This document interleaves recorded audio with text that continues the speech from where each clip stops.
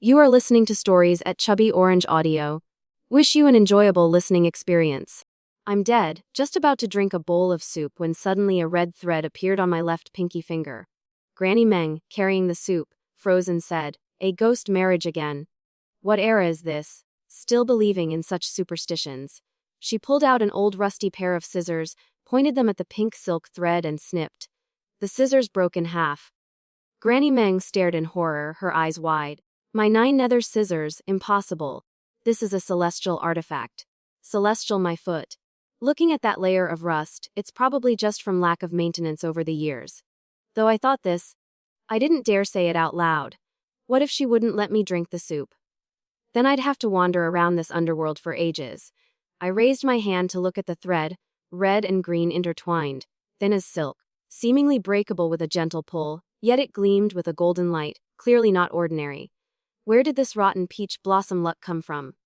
"Granny, don't you have other scissors?" I asked very politely, but Granny Meng wasn't friendly at all, quite irritated. "You think celestial artifacts are some 10-cent items from the market? Well, then what now? Either you stay here and wait for your ghost marriage husband. If you're lucky, he'll come soon. But looking at this thread, it's full of life force. Your husband is probably very much alive. Then it'll be a long wait." I fainted. I won't wait. This type of perverted corpse-obsessed freak, no thank you. Is there another way? I want freedom in love. What if it's your lover from the mortal world who can't bear to leave you? I don't have one, and if I did, meeting again in the next life would be fine.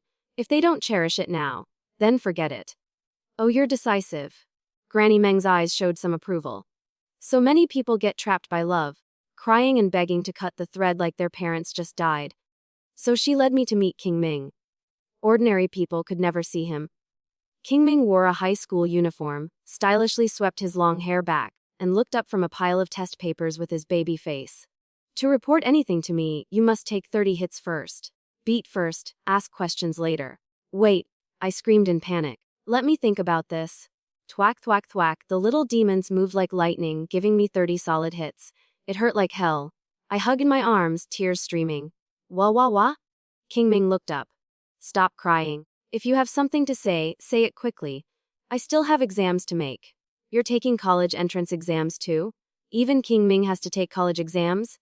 Granny Meng worried. "Your Highness, the college entrance exam in the mortal world is very difficult. Do you really want to take it?" "I don't care. I must get into the same university as Miao Miao." I forgot about crying completely. This plot sounds just like those youth novels. After hearing Granny Meng explain the situation, King Ming waved his hand dismissively. "David, take her to the mortal world and cut all karmic ties for me." A man in white clothes stepped beside me, picked me up like a chicken, and my consciousness immediately became hazy. Emma, wake up. You're going to be late for class." I opened my eyes in confusion. "Who am I? Where is this?" Why do you keep oversleeping? Although our school is quite relaxed, you still have to attend roll call." "Oh right, this morning is Professor Wang's class. Can't be late." Professor Wang was extremely tyrannical, he could fail anyone he wanted, making you repeat the year in an instant. I snapped awake, jumped up without bothering with makeup, and rushed straight to the lecture hall. Just as I stepped one foot into the classroom, a clear voice rang out behind me. "Emma, do you still remember me?" I turned around to see a tall, bright young man before me. My heart skipped several beats, secretly amazed. When did Ryan Lambert's looks reach such heights? The person who just arrived was Ryan Lambert, the dream guy I once secretly admired, a face beautiful as an immortal, gentle and innocent temperament, exactly the type I liked. He was always so modest. You'd have to ask which girl in this school didn't know him. "Oh, hi Ryan. What's up?" I smiled warmly, trying to suppress the pain in my heart. The class had just called my name for attendance. The one taking attendance was Professor Wang. I consoled myself dying under peonies, even as a ghost one remains romantic. Ryan smiled brilliantly, almost blinding, then suddenly pulled out a huge bouquet of roses from behind his back. "Actually, I want to seriously pursue you. I don't know what you think." "What?" "Be my girlfriend, if possible. I hope it's forever." "Wow." Immediately, screams and cheers erupted around us. You couldn't blame everyone for being excited. This confession scene was absolutely peak. It was practically a marriage proposal. Wait, marriage proposal? I suddenly remembered something, a flash of light in my head. The surrounding scenery suddenly became blurry and dark. I could only see Ryan's amazed expression. Even his stunned look was beautiful. But the more I looked, the more unfamiliar it seemed, as if someone had turned off the lights. Everything went dark around me, and in front stood a person in white clothes. It took me a moment to see clearly it was David White. Memories came flooding back in an instant. I graduated long ago. Though Ryan Lambert was handsome, during our student days we had no interaction at all. I just had a little crush, and now I couldn't even remember his face clearly. "Are you all right?" David White asked me gently. "Seems fine, but also very wrong." "What's going on exactly?" David gestured for me to look around. "We're in trouble. We've fallen into an illusory barrier. The one who set this trap has very high magical cultivation and clearly prepared in advance. It seems he won't stop until he achieves his goal." We were enclosed in a transparent glass cage with a small light bulb hanging above. The light it gave off was maybe 5 watts at most, almost completely swallowed by the thick darkness around us, making everything eerily dim. Aren't we supposed to be going to the mortal world? How did we get lost in this illusion? Someone has intercepted our space travel and trapped us both here? This kind of thing is possible. What does he want? If it's the person arranged for your ghost marriage, he probably wants to take a legal route. Ghost marriages are inherently things that can't be made public, especially forced ones like yours with the red thread. The Underworld established rules hundreds of years ago. In such cases, the thread must be cut decisively to prevent souls from being trapped in hell unable to reincarnate. Only some unwilling mortals occasionally do this to comfort themselves. David White and King Ming have seen this many times, thinking it was just another minor trouble. But this time they hit a hard target. To make a ghost marriage into a real wedding requires both parties to consent willingly and bow before witnesses once. Then even heaven must recognize that marriage contract. What do we do now? I frowned, completely uninterested in this type of thing. I don't even know who this person is, and I don't want to take any legal route with him. Keep your mind clear. Now I'll use magic to contact the Underworld. Before I return, absolutely don't act rashly, and especially don't let yourself fall into illusions again. You're leaving? I was startled. This barrier doesn't restrict me. I can go outside to scout the situation, but if we stay here, I can't use magic and can't break the formation to take you away. Moreover, we don't know what space this is. Staying here would be completely passive. You won't abandon me here and just leave, will you? How could that happen? I'm David White. Haven't you seen the movies? You're that David White, isn't it? White impermanence. Close enough. As soon as he left the barrier, it flashed with light. Oh no, David quickly turned back but found the barrier had closed, shutting him out completely. Immediately after, the space rippled with waves. I nearly fell headfirst and immediately fell into an illusion. Men truly can't be relied upon, even demons. Sophia, lift your foot up. I opened my eyes. I found myself sitting by the bedside, facing a head of black hair. Seeing I didn't respond, the person looked up, and immediately, a refined and noble face lit up my vision like a lamp. Flawless skin, features of elegant and gentle beauty, every line soft, but the eyes were extremely captivating. High nose bridge, thin lips with a touch of coldness. Between his brows lingered a worry beyond his years, the contrast creating a strange attraction. So it's my royal uncle. Eyes Princess Sophia, very sleepy. Victor Windsor stroked my head, his warm palm making me want to close my eyes and sleep more. Not today. Being late for the coronation ceremony will result in punishment. He helped me put on shoes and socks, then lifted me up by the waist. Let's walk to the front hall together. Today His Majesty ascends the throne. You must be careful, absolutely no mistakes, understand? Yes, royal uncle. Will brother kill uncle? His steps paused slightly but quickly returned to calm composure. Of course not. We're family. But brother already killed father.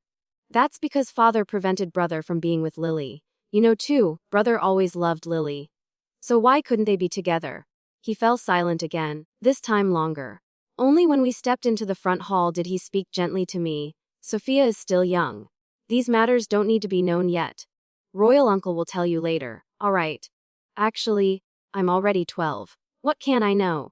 Royal uncle is only 4 years older than me, the youngest son of father, same age as eldest brother Marcus Nam.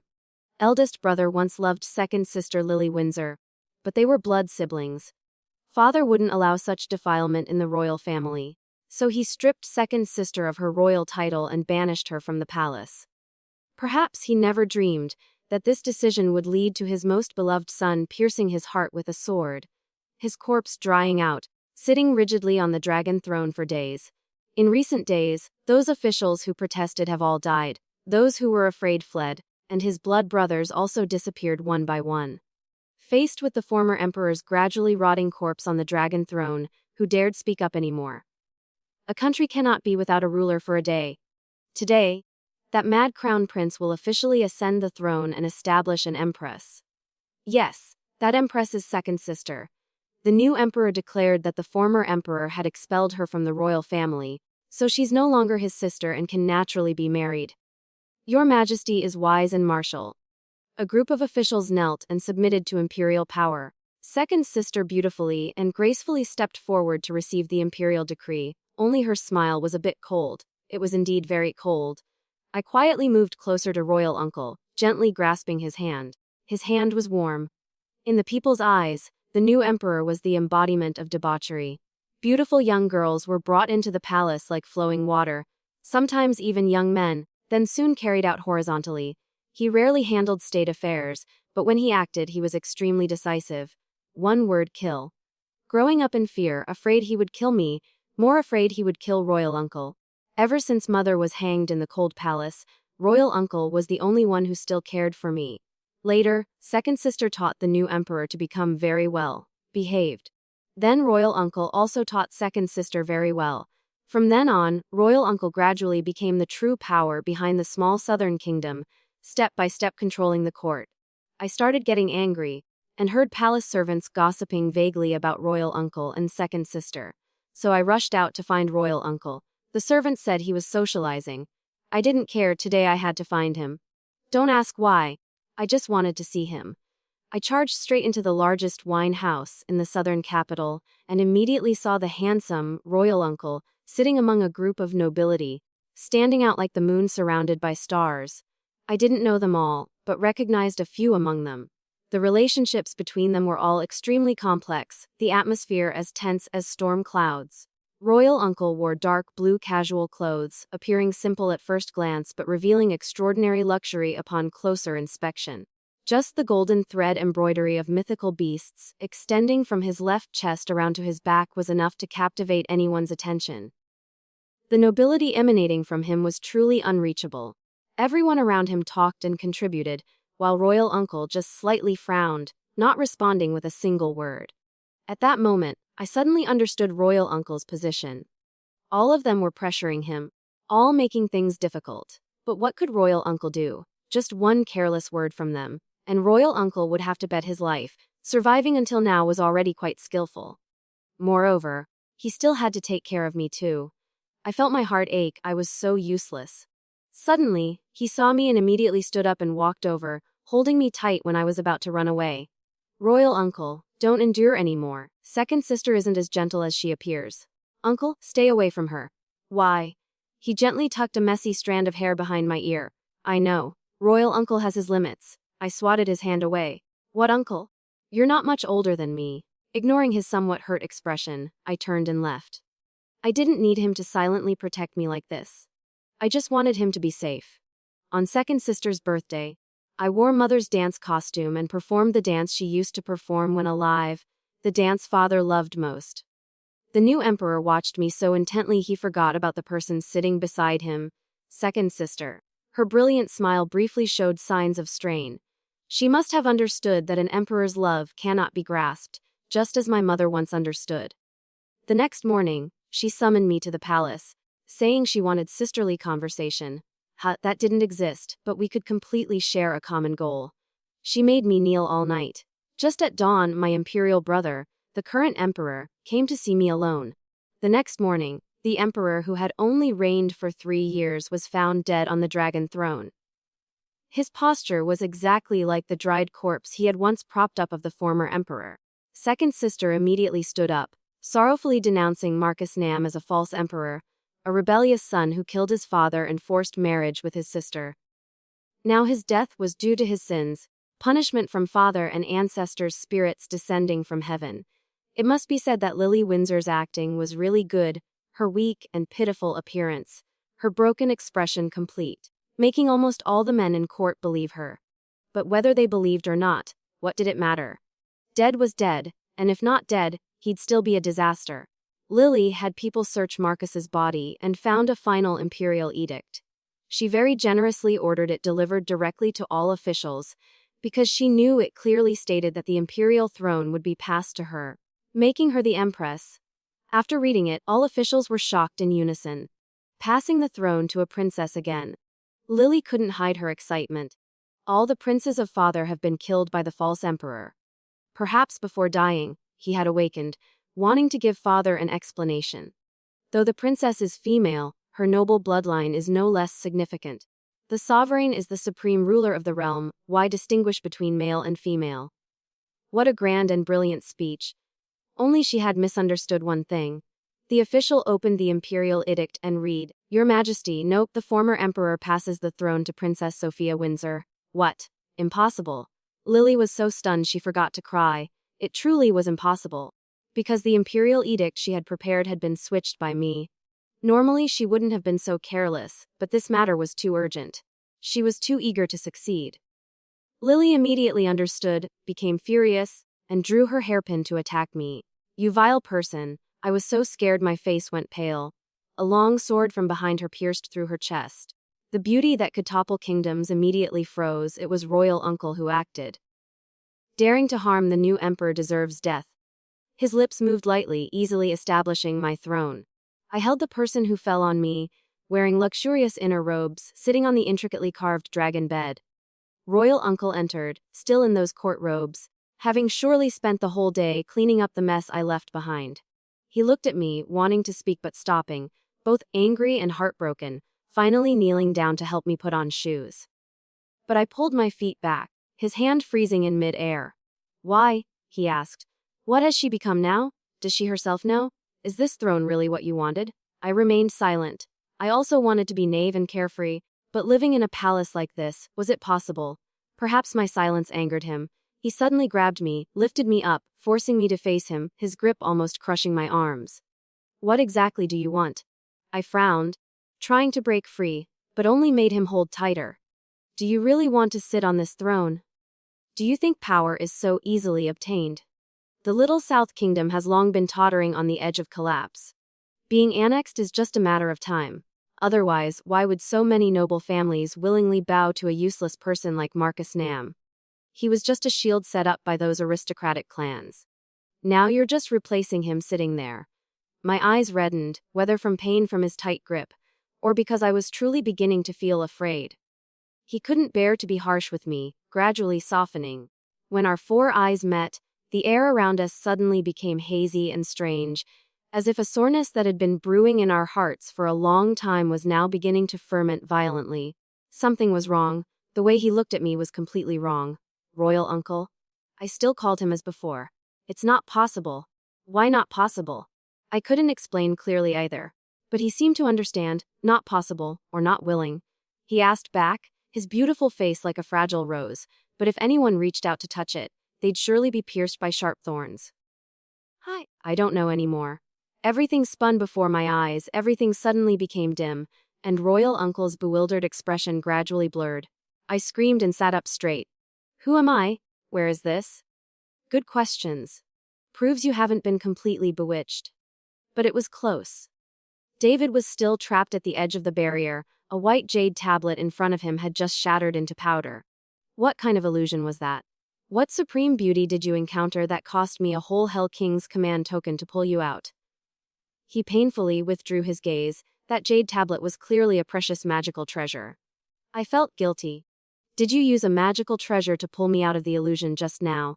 If not me, then who else would come in here? That's my Hell King's command token. David clutched his chest and wailed.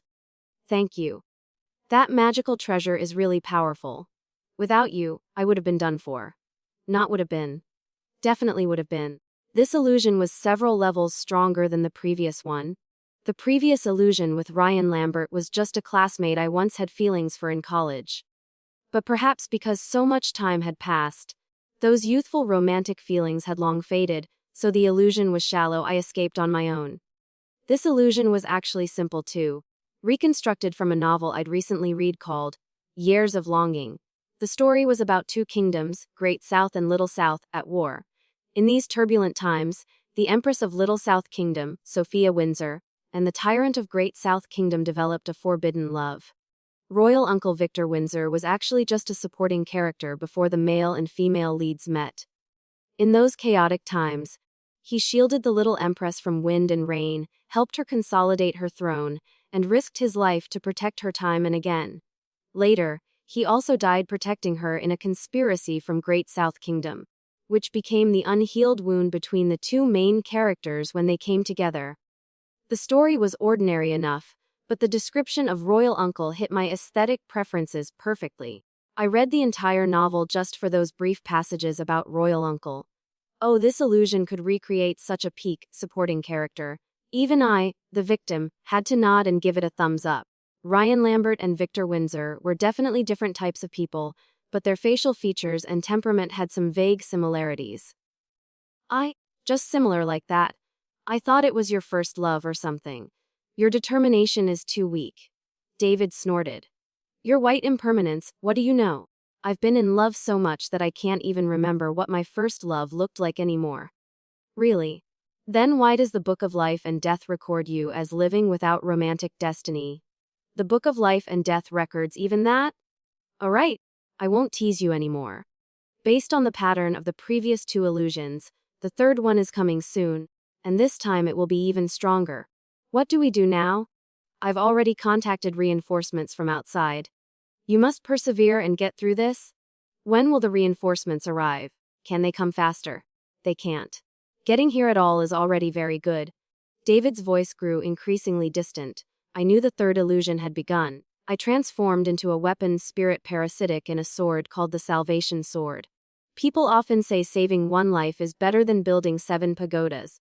This Salvation Sword was precisely a sword that could accumulate merit through good deeds and gradually level up until reaching the 7th level of salvation to become a divine weapon. But currently, I was dim and lightless, looking no different from an ordinary mid-grade spirit weapon. My master carried this well-intentioned sword but never stopped killing. She had a beautiful and gentle face, yet between her brows always lingered a trace of gloom.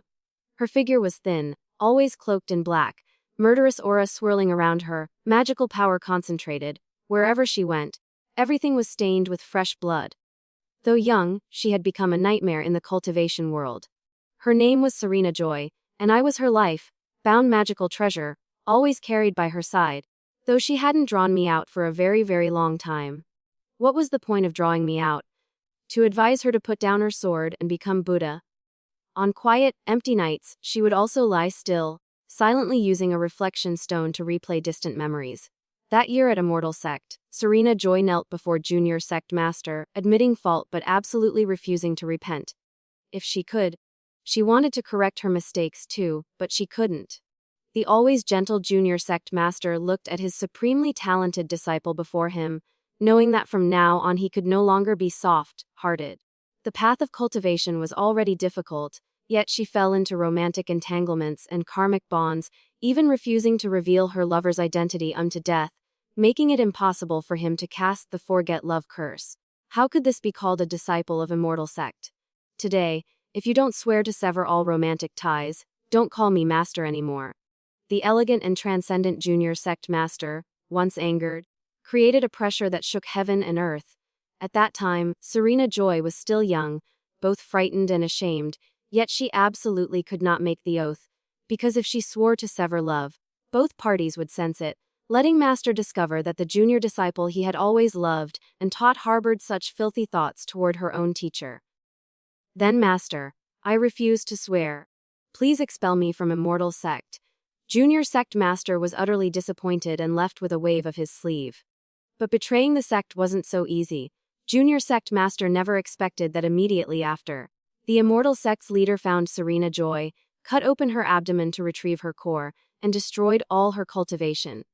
The Grand Elder heard the news and rushed over, even gouging out her spiritual root. Serena Joy was dying, Her life flame that had been burning brightly was now just a dim flicker about to extinguish. Junior Sect Master was suddenly confused, panicked beyond recognition. Fortunately, when expelling her from the sect, he had quietly left a trace of divine consciousness on her, allowing him to find her just in time. But the wounds were too severe, killing was easy, saving was hard. Junior Sect Master exhausted all his spiritual power to barely preserve a breath of life for her. But the spiritual root was lost and couldn't regenerate. Without a spiritual root, she could only live about 100 years. To regenerate a spiritual root, the only way was dual cultivation. Junior Sect Master had no choice but to cast a spell to seal her memories, tricking Serena Joy into believing he was her Taoist companion, then taking her to a hidden sanctuary to cultivate together. But in this situation, Junior Sect Master only saw himself as a furnace, unilaterally transferring spiritual power and cultivation to her. Though Serena Joy had lost her memories, having someone she loved by her side gradually made her forget the past. Those days, she lived carefree, but her Taoist companion's body grew weaker day by day. Every time he fell ill, he'd be bedridden for 3 years, making her extremely worried. What she didn't understand was that despite being so ill, her companion still insisted on cultivating together every day without interruption. In truth, when saving her, Junior Sect Master had already exhausted his spiritual power, and forcing himself to be a furnace transferring cultivation to her daily had long since rotted his body from within. Before long, the sect leader and Grand Elder cooperated with demon clans to find them. The Grand Elder angrily scolded, "Master and disciple in chaos, corrupting immortal sect. These adulterers must be exterminated root and branch." They used the entire sect's forces against just 2 people. The opponents had prepared thoroughly. In that critical moment of life and death, Junior Sect Master opened a teleportation array, sent Serena Joy away, then self-destructed his inner core, perishing together with those corrupt immortals and demons. Go find the person truly in your heart. Before dying, he thought silently. As soon as Junior Sect Master died, the memory seal immediately broke. Serena Joy, holding the salvation sword he left behind, finally remembered everything. Sadly, everything was just flowers in a mirror, moon in water. He still never knew that the person she loved from beginning to end was actually him. Magical treasures and techniques, he had long placed them in a storage space, always letting her carry them. But since the salvation sword changed owners, it had fallen to a mid-grade spirit weapon. Serena Joy held the sword and cried until her heart broke, searching through ancient texts until she finally found a forbidden technique, the 10,000 Souls Blood Array, using the souls of 10,000 beings to exchange for one person's resurrection. If it were before, encountering such evil forbidden arts, she would have immediately burned them. But after going through all this, Serena Joy was no longer the good, pure immortal sect disciple of the past. He was already dead. There was nothing left worth living for in this world. If she could exchange for his resurrection, what did the lives of those unrelated people matter? Dawn broke, and Serena Joy had been watching memory projections all night. But what she saw still wasn't as much as what I could see. Because I was originally Junior Sect Master's life-bound magical treasure, I had divine consciousness connected with him. Unfortunately, my current grade was too low. I couldn't even transmit divine consciousness to my master, unable to tell her that Junior Sect Master loved her too. Nice weather, time to get to work. She stretched and began her daily tasks. Today's mission: kill 100 demons and 150 immortals. Because she liked cleanliness and feared trouble, she always wore black clothes. Blood stains wouldn't show no matter what. From dawn to dusk, she killed until exhausted. In her haste, she glimpsed a little monk. The blood sacrifice array needed balanced energy, including humans, demons, immortals, and spirits, but no Buddhists. So Serena Joy paid him no mind. "Amitabha, benefactor, please put down your sword and become Buddha." Oh, someone's actually giving advice. Surprising. Serena Joy found him vaguely familiar but was too busy, so she just casually shouted, "Get lost!" and continued killing. "Benefactor, you weren't originally evil. Why create such karma?"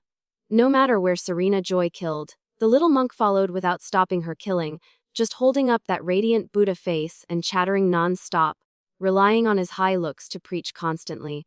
In her busy schedule, Serena Joy shot out a light spell, hung him upside down on a tree, then continued her killing spree. Who knew that by evening, a group of demons surrounded the tree, laughing sinisterly as they planned to eat the Buddhist's flesh. Serena Joy had to work overtime, conveniently collecting a few more souls. Still want to preach to me now? The Buddhist smiled gently. Good and evil are naturally two sides of yin and yang. Since evil exists in this world, should I change my good heart and make it evil too? A completely useless but philosophical statement. Serena Joy couldn't be bothered with him anymore and turned to leave. It rained that night, and Serena Joy found a small cave to shelter in. She was a bit hungry but too lazy to go out for food. Suddenly she saw something glowing approaching in the darkness. It was that annoying head. The little monk hobbled over, carrying an injured rabbit, also ducking into the cave to escape the rain. As soon as Serena Joy saw the rabbit, she immediately lit a fire. She hooked her finger, and the rabbit, unable to resist the temptation, hopped into her arms. Coming to find me. The little monk smiled peacefully. Amitabha, do you want to convert me so badly? You think anyone can be converted? Buddha saves those with destiny. Serena Joy propped her chin, not responding, as if thinking about what cooking method would make the rabbit taste better. Benefactors saved me today, proving you're not originally evil. Serena Joy set up a roasting rack and began roasting the rabbit. The little monk closed his eyes tightly, unable to bear watching this woman. She really wasn't human, not even sparing a baby rabbit. Once he closed his eyes, he fell asleep, and when he woke up, it was already bright. Serena Joy was no longer there, but the rabbit remained. Only now it had a black necklace around its neck that stood out against its snow-white fur, looking quite beautiful.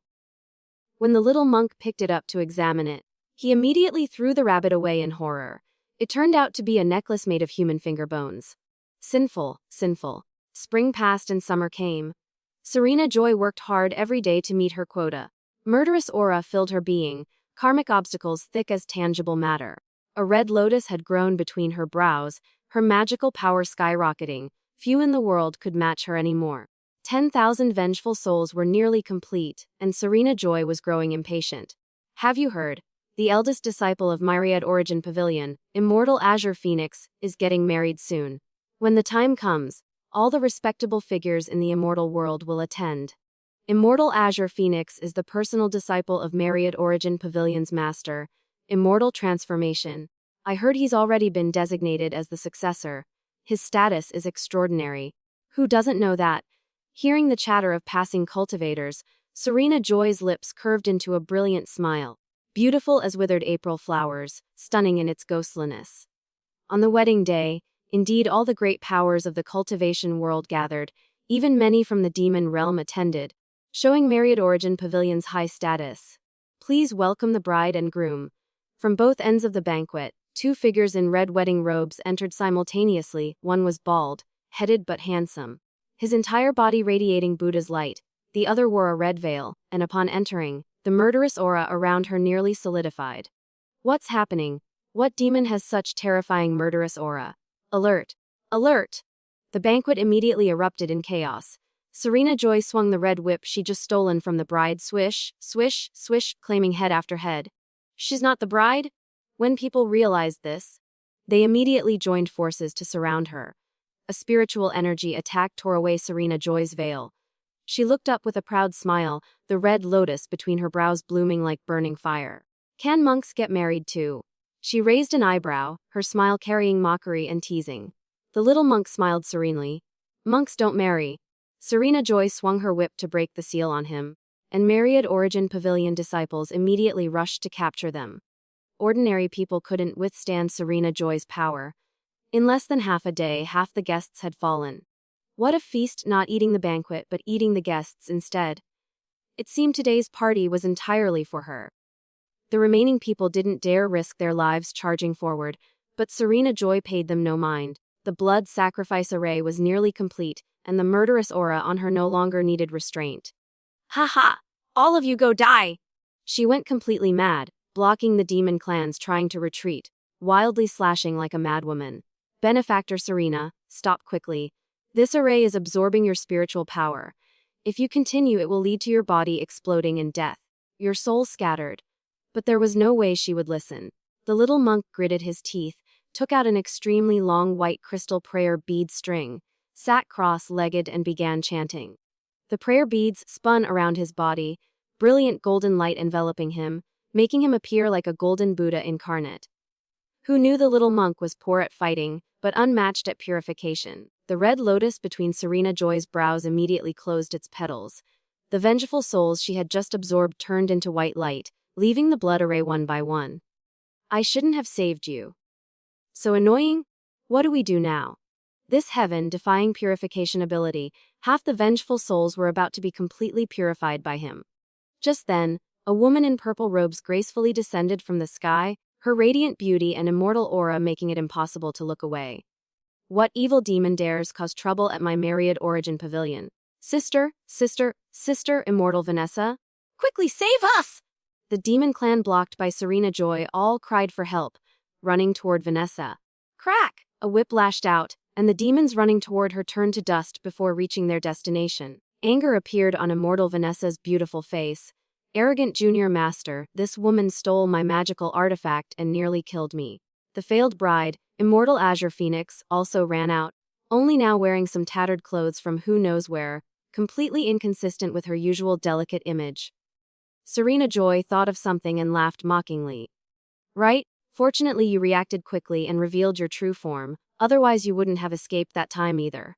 Hemph, of course. Azure Phoenix's small face showed smugness. Quiet! Vanessa swung her hand, slapping the girl hard. Fool, what true form? How could we have true forms? I've told you countless times, no matter when, never reveal our true nature. Yet you blurted out like this. Azure Phoenix's face paled, she had exposed them. Hey, it's fine. Serena Joy consoled the two. Anyway, I've already killed half the people here, and the other half will die soon too. No one will know your secret. She had set up a barrier no one could escape. Really? Azure Phoenix cheered joyfully. Then thank you so much, sister. You're so nice too. No problem. Vanessa sighed helplessly. We are that remaining half attack first to gain the initiative. Both attacked simultaneously. After a few exchanges, they immediately fell into fierce battle. But this time, Serena Joy, who usually attacked relentlessly, was pressed everywhere, finding it stranger the more she fought. Why did Vanessa have such a familiar aura? Vanessa's methods were sophisticated, her demonic energy powerful, yet she cultivated immortal techniques.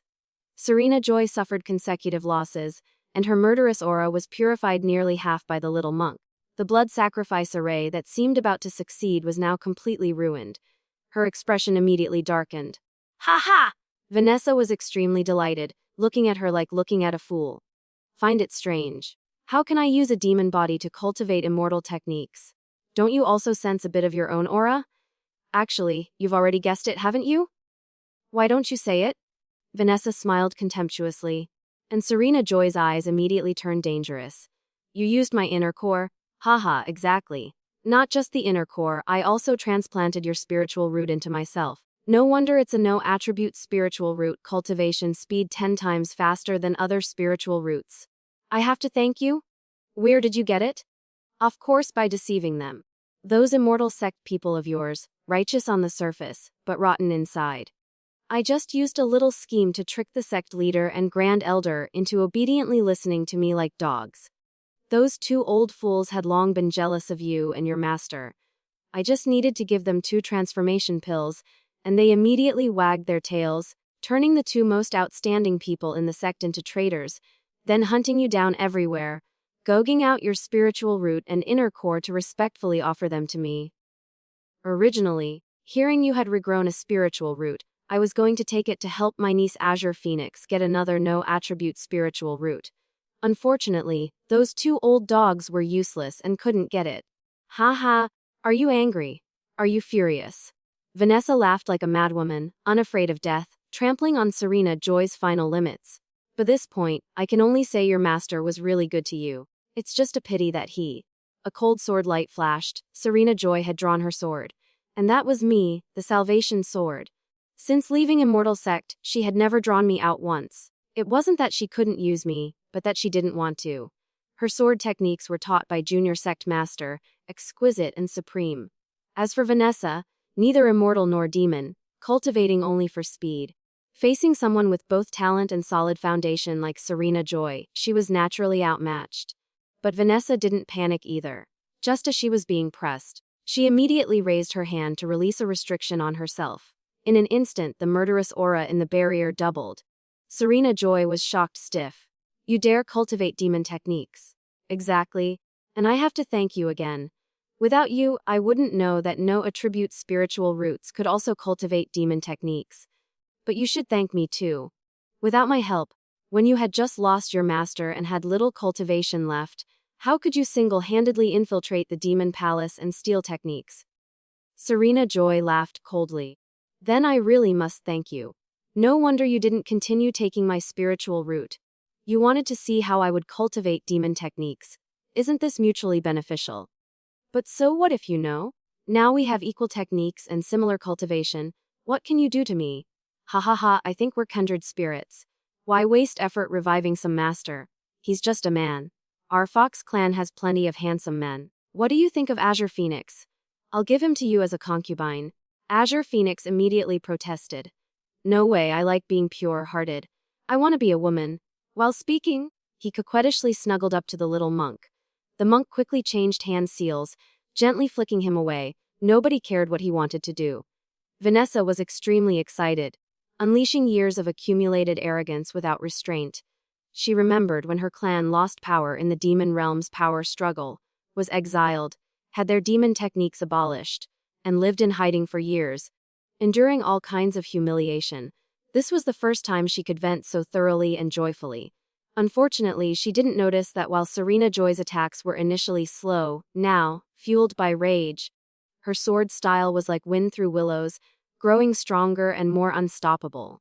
It must be said that Vanessa was truly talented at provoking people to madness. Being expelled from the demon realm wasn't unjust. Swish! A red light flashed by, and a formation appeared beneath their feet. Vanessa was horrified. Using your own body as the array base, are you this insane? The problem is, I'm also in the array. Even if you complete the 10,000 souls blood array, your murderous aura has been purified by more than half. How is it enough to complete the sacrifice? Serena Joy slightly curled her lips in a cold smile, the red lotus between her brows immediately blooming brilliantly. Well, isn't there still you? What? You tricked me?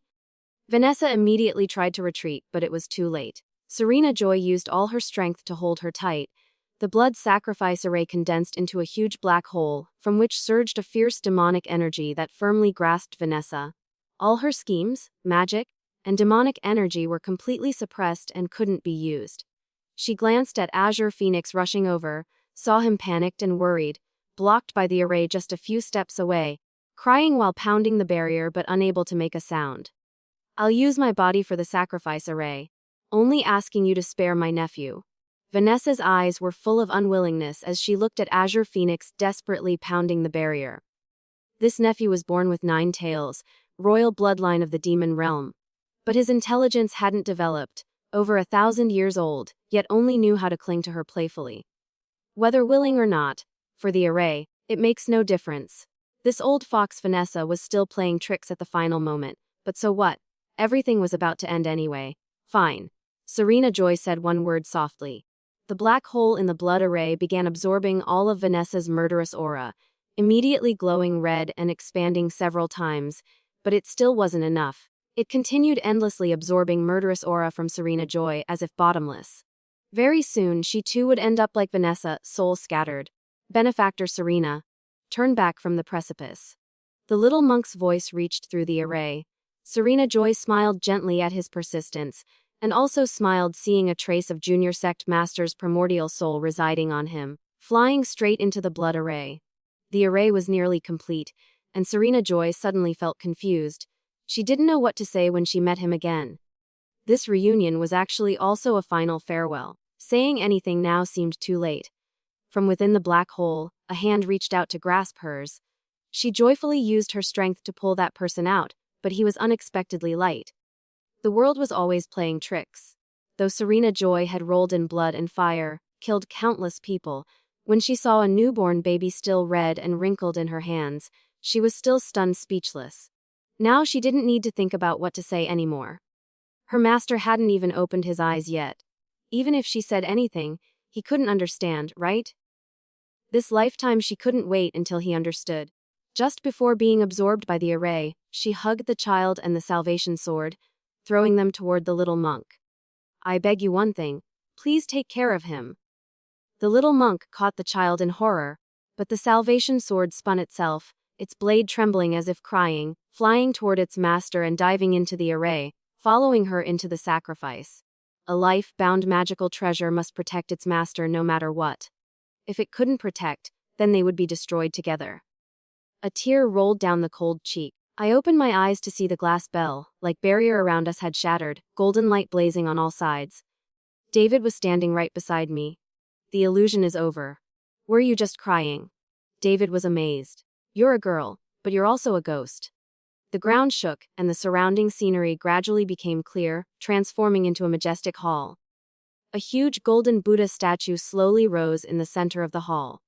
In the palm of that statue stood a person from afar. He wore a white suit, tall and slender, with transcendent temperament. The moment that person appeared, my heart felt pulled and stretched, sinking and floating, mixed with all kinds of clear emotions. I hadn't even seen his face clearly yet. "Why are you still crying?" David was puzzled. I raised my hand to gently wipe the tears. "Because I am Serena Joy, and I am also the sword spirit. That year when Serena Joy sacrificed herself in the array, her soul should have dissipated between heaven and earth. But the salvation sword sacrificed itself, using the divine power accumulated over 1,000 years and the merit of a divine-level magical treasure to preserve a trace of her remaining soul. The sword spirit also merged with Serena Joy's soul through this, helping her reform from a remnant soul into a complete soul." I looked up at the person floating in mid-air, clearly never having met before, yet I couldn't look away, couldn't bear to miss even a glance. In my heart rang a call echoing from past lives. "Master." I wanted to voice that call, but reason stopped me. I mustn't, I'm no longer Serena Joy. Serena Joy had completed her mission and was finished. "Sophia? Do you remember?" A deep, warm voice rang out as if coming from all 8 directions simultaneously. No matter how I searched the entire world, I couldn't find a voice more pleasant to hear. This was Junior Sect Master's voice, Adrian Vale's voice. I didn't answer. David urgently whispered, "Say something, please. I can't stand the pressure here much longer." "What pressure?" I turned to look around and only then discovered countless monks standing around us, maybe hundreds. Layer upon layer, arranged in orderly heights as if pre-planned. There were even rabbits, squirrels, monkeys, and several small spirit beasts running around everywhere. When I looked closer, they suddenly stopped and turned to look at me in unison. Those seemingly cute little spirit beasts were probably older than my grandmother. In their round eyes glimmered hazy golden light. Too bad after the founding of the nation, they weren't allowed to become spirits anymore, otherwise they wouldn't still be in these cute furry forms. My pinky tightened, and the red thread immediately appeared, stretching far and connecting directly to the person standing on the Buddha statue. "I am Emma Chen, not your Serena Joy." I ignored everything and spoke my mind. Life may not be long, but the important thing is to live happily. Before me, a cloud of incense rose like water flowing through the air, then slowly poured to the ground, becoming a blooming red lotus. A man in a white suit appeared, light brown hair, light-colored eyes too, features identical to Junior Sect Master Adrian Vale of old. Only between his brows was also an exquisite red lotus, exactly like Serena Joy's from years past. Handsome he was, but extremely dangerous. "It's all right," he smiled serenely. "What do you mean it's all right? I'm not all right. Don't try to deceive me. In the first 2 illusions, you wanted to possess me, but by the 3rd illusion, you put me in the sword spirit's perspective. You must have realized that forcing things is useless, right? Since that's the case, why not let me go? We each go our separate ways. Wouldn't that be better?" His eyes darkened, but his expression didn't change at all. However, the little beasts around us suddenly began trembling violently. "Precisely because I don't want to force you." I retold everything. "Sophia, don't you need me anymore? It's not about needing or not needing, but I'm really not the Serena Joy you knew."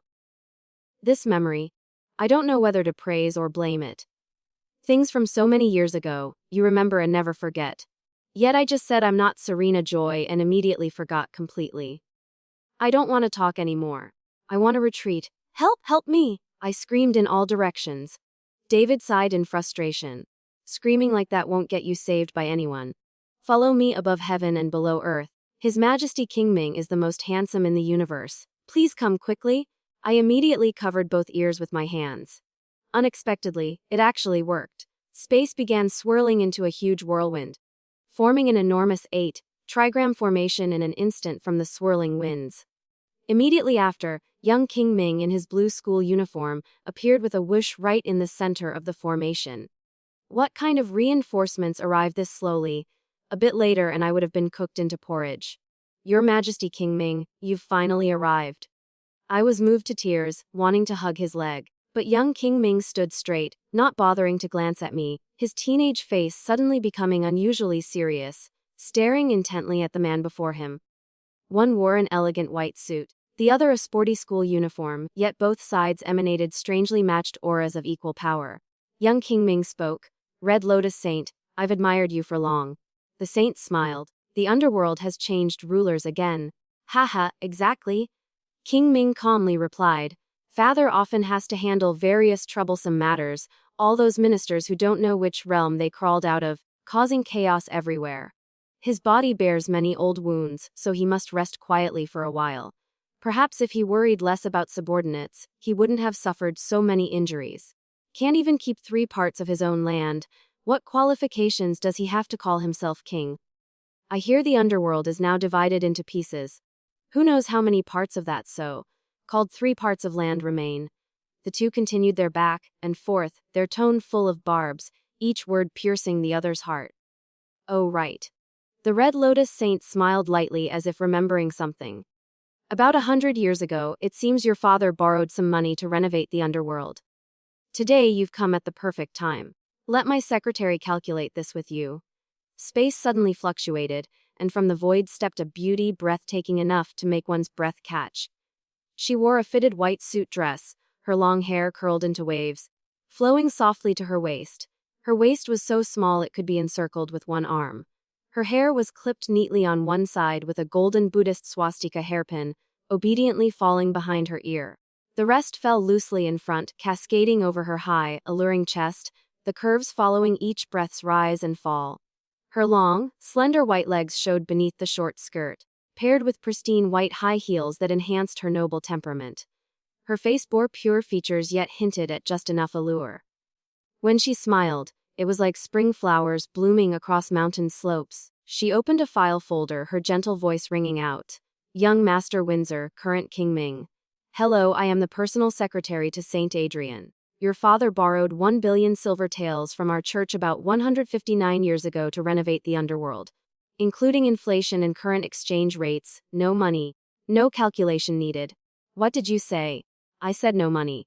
Young King Ming shrugged, completely nonchalant. Whoever borrowed it should go find that person to collect. Anyway, I don't have a single coin. David beside me sighed. It's over. Never expected to run into such a major creditor. I was surprised. The debt is large, true? But bearing the title of King Ming with such prestige, can't he afford to pay it back? You don't know. The underworld has been running a budget deficit for hundreds of years. Now it's just an empty shell. Crack. Chloe suddenly exploded in fury, her red, painted nails tearing the entire file to shreds, her beautiful features instantly twisting. The type of person who borrows money and doesn't pay back while acting arrogant is what I hate most. Swish! She pulled out a long whip that looked very familiar, lashing straight at young King Ming. He barely dodged, and the ground behind him was already torn into a gaping crack. My God, truly violent. Being a financial manager is indeed an extremely stressful job. The two quickly engaged in combat. Initially evenly matched, but suddenly Chloe grew 9 huge fluffy tails. Young King Ming was immediately outmatched, beaten breathless, forced to retreat step by step. I became anxious, silently praying. She's just a secretary and already this powerful, what can young King Ming do? I turned to David. Go help him? David looked innocently puzzled. The boss isn't even fighting back. If I charge in, wouldn't I be cannon fodder? Truly comparing people makes one die of anger. Other people's subordinates fight so terrifically, while young King Ming should really self-reflect. Before I could finish thinking, whoosh, young King Ming rolled once, avoiding Chloe's whip strike. I thought he was about to roll over and beg for mercy, but instead he looked up and shouted into the void. Mia, save me! Boom! As soon as the words finished, a sword energy like lightning slashed straight down from above, forcing Chloe to retreat repeatedly, finally stopping right in front of the Red Lotus Saint's feet. One sword breaking through space, more uninvited guests kept appearing. The saint's expression began darkening. Another expert from which realm? A clear female voice rang out. Junior Maya Snow comes to pay respects. Swish! A red shadow flew from where the sword light had struck, spinning once in the air before landing gracefully. I saw a young girl in a red high school uniform, holding a bronze longsword, standing just 2 steps in front of young King Ming. She had a high ponytail, tall and lean figure, fair skin, an aura overflowing with youthful vitality, a small delicate face with clear sharp features, extremely pure temperament, completely different from Chloe's seductive charm. Radiant, confident, with a touch of arrogance. Wow, I gasped. Both beautiful and cool. She faced the Red Lotus Saint fearlessly, her eyes full of spirit. Mia, thank you for coming to save me.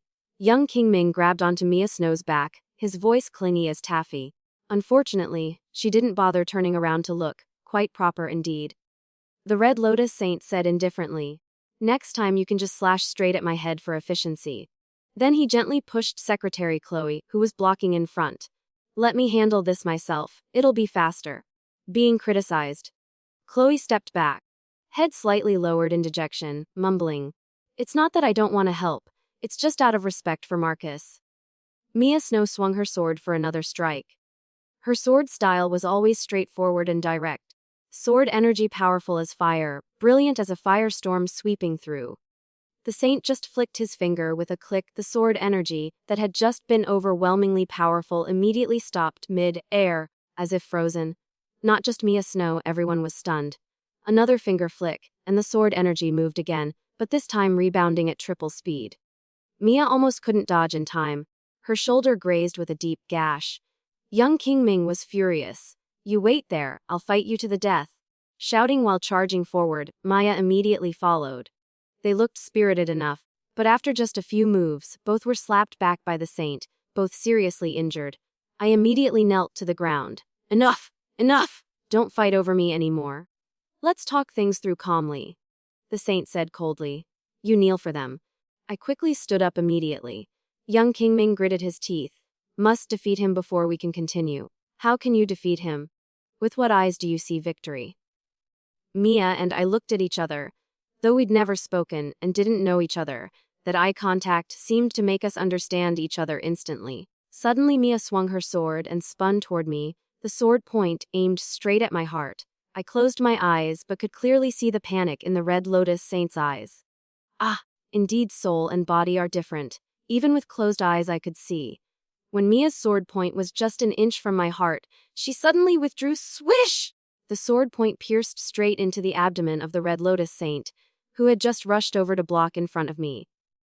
The shock on his face immediately froze. He seemed to no longer feel pain, just quietly looking at me.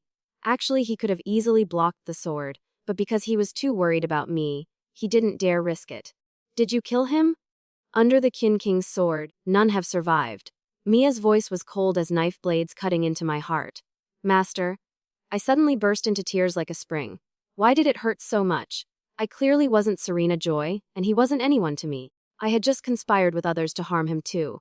What? Master, don't die.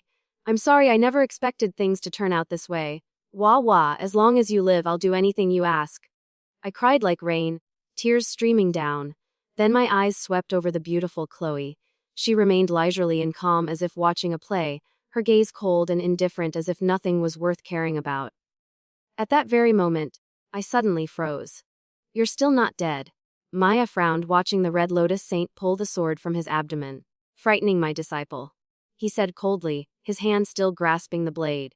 Blood gradually staining his white clothes. Then do you not need this sword anymore, or do you not need your life anymore? Then he turned to look at young King Ming. Or does he not need his life anymore? Come here. Young King Ming shouted loudly. Truly a king with an invincible mouth. I was still dazed, my face covered in tears, watching the scene before me like in a dream. The saint reached toward me, and I turned my head away. I won't take it. Angry, he said, his voice softening. Sophia, I arrived too late. Perhaps you've already forgotten me. I once tried to set up a blood array too, hoping to exchange places so you could return, but every attempt failed. Now I understand it's because your soul hasn't dissipated yet. It still remains in this world, so the array couldn't succeed. He knelt on one knee, bowing his head to look at me with gentle eyes. I thought that by creating illusions to gradually reconnect us, but ultimately I discovered I couldn't bear seeing you love anyone else, even if that person was just a shadow I created. He paused slightly, his eyes showing brief confusion. Even if you never chose me. My God? I suddenly realized in amazement that until now, he still didn't know that the person Serena Joy once loved was actually him. You fool, even if I didn't like you, you wouldn't care. I asked tentatively. His long eyelashes trembled slightly, then he said softly, as long as Sophia is alive, that's enough. The words, that's enough, were so quiet I almost didn't hear them. I wiped my tears and took a deep breath, gathering all my courage. I've forgotten all about the past. You made me remember without asking my opinion. You once sacrificed yourself for me, and I once risked my life for you. We're even with no regrets or resentment. This cycle of karma should end here. Now we both carry heavy karmic burdens. Though I can enter reincarnation, every life ends in early death. From now on, I'll slowly atone for my sins through each cycle of rebirth. As for you, entrusting your soul to Buddha's lotus seat, consider it that Marcus didn't fail my expectations that year, helping you escape the web of karma. That too is a kindness. I'm infinitely grateful to him. Now we both have new lives, we shouldn't cling to the past anymore. Master, I like this mortal world. I want to live well as an ordinary person. Simply and plainly, let Serena Joy's feelings remain as a dust-covered jewel, buried deep in the heart forever. If we let it surface, it will only cause more trouble, making things that should have been buried rise from their graves. Why must we stir them up again? The Red Lotus Saint looked at me for a very, very long time, his eyes as if wanting to engrave every feature, every glance of mine. I almost couldn't endure it, but ultimately stood firm. You truly are no longer her. If I had known the sword spirit of the salvation sword would change you, perhaps I wouldn't have given it to you. Because of it you became so cold. But without giving it, you would have dissipated in the blood array. Just thinking of your pain then, I couldn't bear it. In the end, it's all my fault. He looked up, his voice hoarse. Can you tell me, did you have feelings for me in your past life? No. I answered decisively as if driving a nail into iron. Between us there was only gratitude and regret. The Red Lotus Saint's eyes immediately reddened. On the way back with young King Ming, he asked me in bewilderment, could someone really create 10,000 vengeful souls, accept the pain of soul dissolution, just out of gratitude, just to resurrect another person? I said calmly, who knows? Maybe not. Didn't he do the same thing? So with someone like the Red Lotus Saint, you truly feel no stirring at all. I thought for a moment then answered.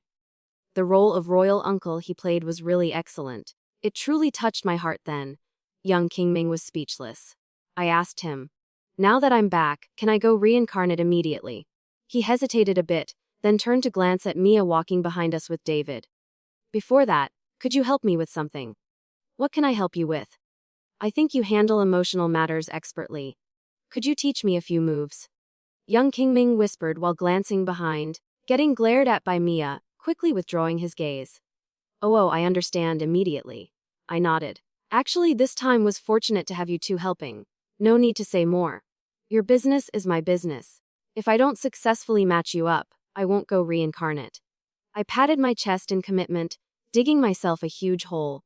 In front of the large screen, the Red Lotus Saint watched the group chatting, his lips curving into a faint smile. Royal uncle. Chloe stood beside him, puzzled. Still watching? You've been rejected. Why can you still smile? Watching her more won't make her come back. This girl's mouth was just as thoughtless as her mistress. The saint didn't want to listen anymore. What do you understand? Haha, how could I not understand? I'm not blind. She just rejected you so decisively. You two are finished. Oh, then how many times has Marcus rejected you? Wait, where are you going? The saint didn't bother turning back, leaving only a perfect silhouette, calmly answering, going down to the mortal world.